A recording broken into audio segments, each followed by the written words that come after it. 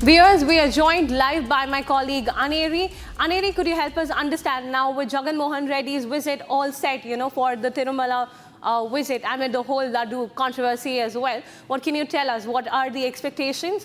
Because even the BJP has challenged and asked him to sort of declare his faith, and that's kind of creating a lot of political furor as well.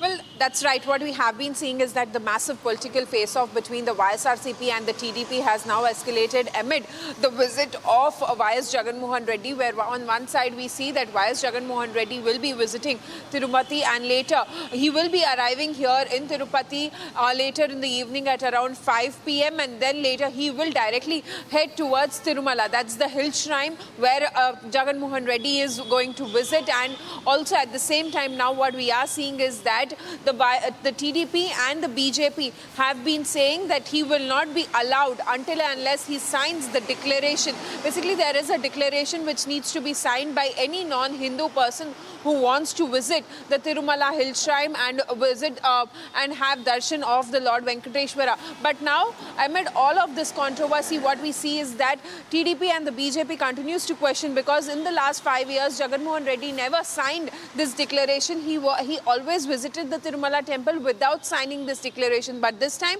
if he wants to visit the Tirumala Temple, then he will have to sign this declaration, is what the TDP and the BJP says.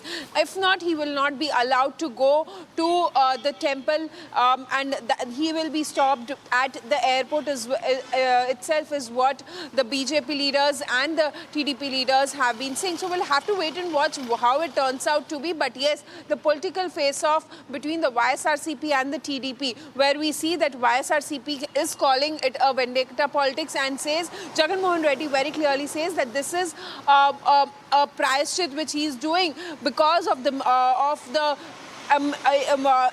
alleged claims, false claims made by Chandrababu Naidu. But on the other side, we see that how there has been an NDDB report which shows that adulterated ghee was used thank you so much for those very important details coming in as the Tirupati Laddu Row has been escalating, creating a lot of political furor.